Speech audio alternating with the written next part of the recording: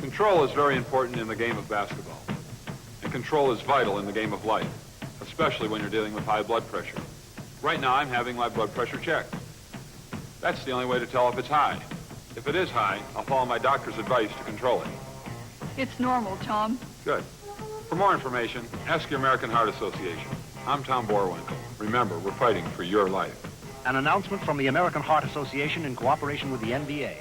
Tom Borwinkle was one of the most underrated players of the 70s. He was a true 7-footer, taking up a lot of space in the paint. He was so active on the boards that he gave his team plenty of second chances. He was a great screen setter, and he could hit an open jumper. But the best part about his game was his passing, as he loved to sit on the high post and throw a laser to a cutting teammate for an assist. Every time he grabbed a board, he was looking to find the nearest teammate or launch an outlet pass down the court. He played with the Bulls his entire career, but due to them having guys like Bob Love, Chet Walker, Jerry Sloan, and Norm Van Lier, he wasn't featured a lot in the Bulls offense. He was perfectly fine with that. He just wanted to win.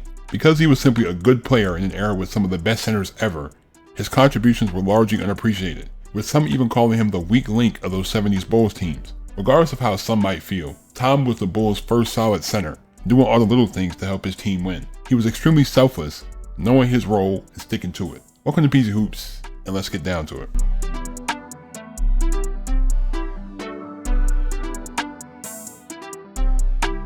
Tom was born on August 23, 1945 in Independence, Ohio. After a solid career at Millersburg Military Institute, he committed to the University of Tennessee. This volunteer squad was filled with pro talent, as Ron Whidbey, Red Robbins, Howard Bain, and Bob Hogsett helped Tennessee have the second best defense in the nation. But they got off to a bad start at 4-6, but a 9-game winning streak would help earn back some respect, finishing the season at 19-8. Tom was mainly just a role player this year, so he averaged 4 points and 4 rebounds. He would be thrust into the starting lineup as a junior, and he was a major part of this team, which now allowed the fewest points in the country. Tennessee's record in the SEC really helped them, as a 15-3 finish was enough for first place, so they were going dancing. Tom's improvement earned him a first-team All-SEC nod, as he averaged 12 points and 10 rebounds. He dropped 10 points and 9 rebounds in the first-round game against Dayton, but he fouled out in a 1-point loss. They would lose the consolation game as well to Indiana, as Tom had a rough night, with 2 points and 7 rebounds on 1 of 5 shooting. Tom's role increased a little bit more as a senior, as Tennessee continued to be elite, recording 4 different 4-game winning streaks. They still relied on their defense as they finished the season 20-6, but they were second in the SEC to Kentucky, so there was no tournament for them. Tom was part of the first-team All-SEC again, averaging 15 points and 11 rebounds. Tom wasn't a highly touted prospect, but when he declared for the NBA draft, he was selected 4th overall by the Bulls in 1968, behind Elvin Hayes, Wes Unseld, and Bob Kaufman. Chicago was in their 3rd year of existence, and they were still rebuilding. They had a decent starting lineup with Clem Haskins, Jerry Sloan, Jim Washington, and Bob Boozer. But the one thing they were missing was a center, so Tom had a big role early on. He dropped 19 points and 19 rebounds in his 6th career game, as he also showed some playmaking ability, putting up 16 points, 15 rebounds, and 7 assists on the Lakers. Tom was a reliable piece for Chicago, dropping 37 double-doubles, while also dishing at least 5 assists in 7 games. He was 15th in rebounding and 13th in defensive win shares, but even he couldn't fix the Bulls' woeful offense, as they were second last in field goal percentage, last in free throws, last in assists, and last in points. Their 33-49 record was indicative of this, but Tom showed a lot of potential as a rookie, averaging 10 points, 11 rebounds, and 2 assists. Chicago was busy in the offseason, trading Flynn Robinson to the Bucks for Bob Love and Bob Weiss. They also drafted Larry Cannon 5th overall, but he chose to play in the ABA. Right before the season, they acquired Chet Walker from the Sixers, so they now had 2 solid forwards on their team. Tom was the full-time starter in 1969, but his role had been laid out. Dick Motta didn't use the centers a lot in his offenses, so his job was to dominate the glass on both ends and find a teammate for an open jumper and layup. He dropped 14 points, 24 rebounds, and 9 assists against the Warriors, along with a 3-game stretch in November averaging 22 points and 22 rebounds on 63% shooting. He put up 22 points and a franchise record 37 rebounds on 10 of 14 shooting against the Suns, as his teammates tried to get him to go back into the game to get more stats, but he declined. He then recorded his first career triple-double the next game, with 14 points, 21 rebounds, and 10 assists. He had 37 double-doubles again this year, and at least 5 assists in 13 games. He was top 10 in rebounds and defensive win shares, and the Bulls had made some improvements, as they now had 3 20-point scores. Their 39-43 record was pretty average, but in a weak Western Division, this was enough for a playoff spot. Tom averaged 10 points, 13 rebounds, and 3 assists, as the Bulls faced the Hawks in the semifinals. He dropped 20 points, 18 rebounds, and 5 assists in Game 3, but the Bulls lost to go down 0-3. Facing elimination, he put up 14 and 12 on 7 of 13 shooting to help the Bulls survive another day. But Atlanta would win Game 5, even with Tom's 15 points, 19 rebounds, and 3 assists. As the new decade rolled around, the Bulls acquired Matt Guokas and Jim Fox for depth, and Tom would have the best season of his career. He dropped 17, 13, and 9 on the Braves, plus 2 triple-doubles, with the best being 13 points, 21 rebounds, and 10 assists on the Sonics. He had 12 games with 20 rebounds and 3 double-digit assist games. He was all over the leaderboards this season, ranking 8th in rebounds, 12th in assists, 15th in field goal percentage, and 8th in defensive win shares, as Bob had completely broken out, making the All-NBA second team. The Bulls' defense had improved tremendously, allowing the second fewest points. Their 51 wins were their most to date, as Tom averaged 11 points, 14 rebounds, and 5 assists. Chicago faced the Lakers in the semifinals, as he dropped 12, 9, and 8 in Game 1, and 12, 18, and 6 in Game 6, but the Bulls lost Game 7 by double digits. Chicago drafted Howard Porter and Clifford Ray in 1971, and they were cut into Tom's minutes, but he still found a way to produce in his limited role, dropping 4 points, 11 rebounds, and 10 assists in 21 minutes against the Lakers, and 13 points and 28 rebounds in 26 minutes against Houston. He was still one of the top glass cleaners in the league, snatching down at least 20 boards in 6 games, while also finishing 6th amongst centers in assists.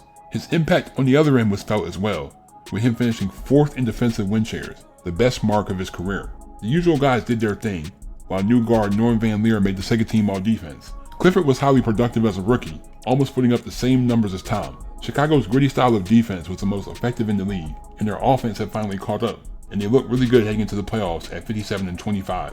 Tom averaged 7 points, 11 rebounds, and 4 assists, but he would get injured near the end of the season and miss the semifinal series against the Lakers, and the Bulls would be swept. Tom suffered a serious knee injury over the summer, and he would play only 54 games over the next 2 seasons. By the time he was fully recovered in 1974, the Bulls had acquired Nate Thurmond, so Tom had a small role trying to work himself back into shape. He put up 7 points, 9 rebounds, 10 assists, and 2 steals against Phoenix, 12 points, 20 rebounds, 7 assists, and 2 steals against the Lakers, and 12 points, 11 rebounds, and 11 assists against Buffalo. This team was getting older, as 4 of their 5 starters were in their 30s. Their slow it down, slug it out style allowed them to have the best defense in their league, finishing 47 and 35. Tom averaged 4 points, 5 rebounds, and 4 assists, and he would have the best playoff series of his career.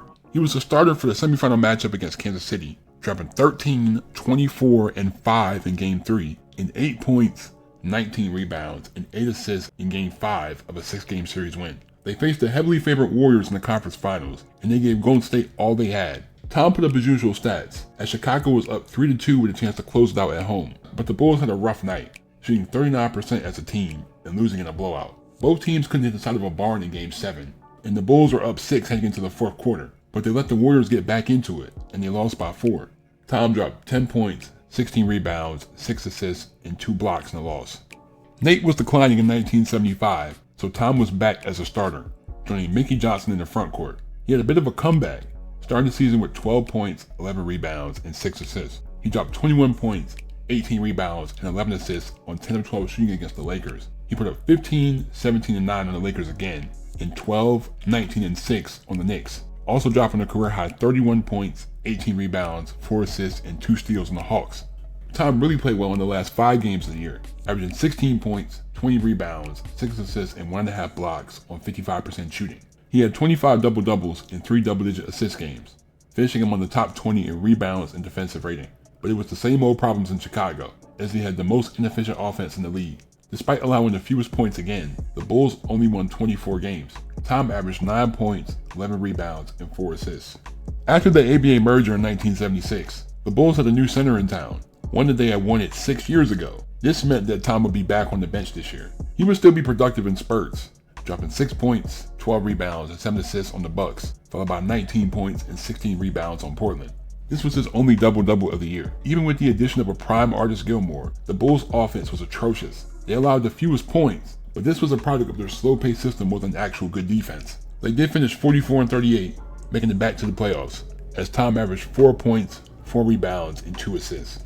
He had a limited role in the first round against Portland, only scoring once in the series, as the Bulls lost in 3 games. Tom's knees were essentially done in 1977, so he was only available for 22 games this year. This Bulls team looked a lot different, as Wilbur Holland and Scott May were the new starters, while John Mangelt was decent off the bench. Tom's best performance was a 10-point, 3-rebound outing on 4-4 shooting against the Nets, but this was the last hurrah for him, with his season being over in December due to constant knee pain. Tom retired in the offseason, and he later served as a radio analyst for the Bulls, while also co-owning Olympic Oil in Stickney, Illinois. Tom passed away from leukemia on March 26, 2013, and his former teammates had nothing but positive things to say about him. As Bob Love said, he was a great teammate with a heart of gold, and I always tell people, half of my baskets came from him. He was one of the best passing bigs of all time.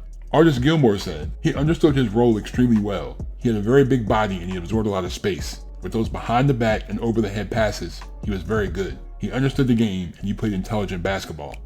Tom Borwinkle was someone who made the most out of what he was given. He was drafted 4th overall in 1968. As the young Bulls needed a consistent center. He came in and filled the role immediately, as he was a monster on the glass, providing so many second chances. He set bone-jarring picks to get his teammates open, plus he was an excellent passer, even asking his teammates where they wanted the ball at. He would get it to them. He didn't have a deep offensive bag, but he could hit a mid-range jumper if you left him open, or he could show some skill in the post. He wasn't a shot blocker, but he used his size effectively to disrupt opponents at the rim. Because his role in the offense was limited during his entire career, his contributions were largely unappreciated. But make no mistake, the Bulls wouldn't have been as successful in the 70s without the play of Tom Borwinkle. Man, thank you guys. I really appreciate y'all so much. Like, I saw a couple requests for Tom Borwinkle when I did my Jeff Rulin video.